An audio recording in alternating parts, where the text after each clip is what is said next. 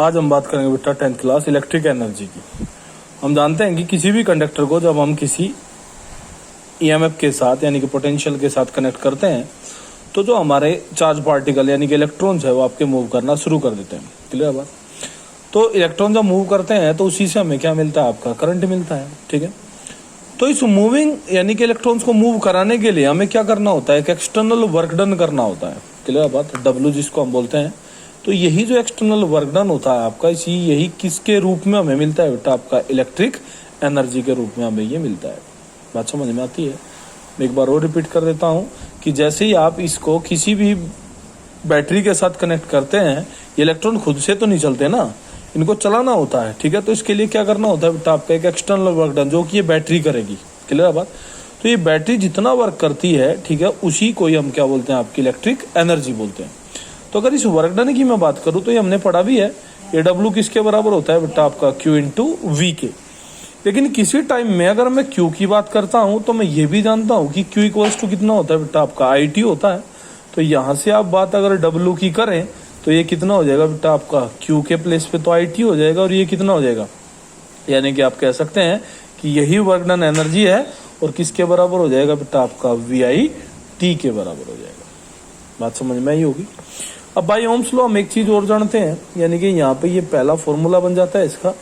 Second में आप ये भी जानते हैं कि V इक्वल्स टू कितना होता है बेटा, आपका आई आर। जैसे आप इस चीज को यहाँ पे यूज करेंगे तो ये कितना हो जाएगा बेटा, आपका आई स्क्वायर आर टी भी हो जाएगा। क्लियर बेटा बात ये भी।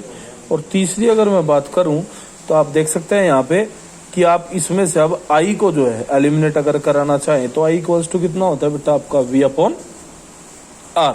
तो V अपॉन आर में अगर आप देखें तो यहाँ पे ये जो वैल्यू है जैसे आप पुट करेंगे इसमें, तो ये वैल्यू जैसे आप रखेंगे तो इसके प्लेस पे रखिए तो E इक्वल्स टू कितना हो जाएगा बेटा, आपका V square upon R into T. चला बात। तो ये जो चीज आप देख रहे हैं ये क्या है बेटा, आपकी ये इलेक्ट्रिक एनर्जी होती है। बात समझ में आती है। इसको क्या बोलते हैं, आपकी इलेक्ट्रिक एनर्जी। अब एक चीज होती है आपकी इलेक्ट्रिक पावर।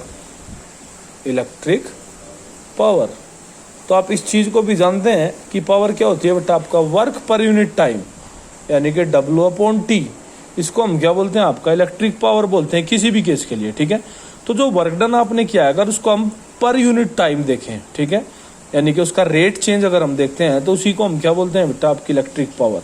तो इसी के बेस पर पावर के भी तीन फॉर्मूले बन जाते हैं। जैसे आप रखोगे तो V I T upon T होके टी से टी कटेगा तो यहाँ पे P इक्वल्स टू कितना हो जाएगा बेटा, आपका वी आई।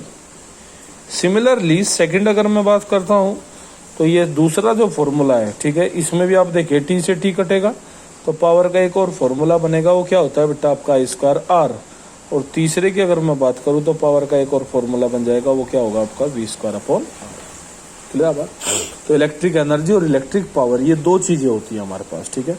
एनर्जी का यूनिट जूल ही होता है, यानी कि इसका यूनिट अगर आप देखें तो क्या रहेगा बेटा, आपका जूल ही रहेगा क्योंकि एनर्जी का यूनिट जूल होता है। लेकिन पावर की अगर मैं बात करूं तो पावर का जो यूनिट है वो क्या होता है बेटा, आपका वो होता है वोट। क्या बात। इलेक्ट्रिक पावर का यूनिट क्या होता है, आपका वोट। इसका सबसे बड़ा यूनिट होता है हॉर्स पावर। ठीक है। क्या होते हैं इसको, हॉर्स पावर। ठीक है। और एक एचपी जो है वो होता है आपका 746 वोट के बराबर। ये चीज भी आप लोग जान रखते हैं। ठीक है बेटा। एक हॉर्स पावर जो है वो किसके बराबर होगा, आपका 746 वोट के बराबर होता है। ठीक है। इसको एक बार पढ़ें बेटा। ठीक है। सीधे न्यूमेरिकल है, आप वैल्यू पुट करेंगे तो आंसर मिलेगा।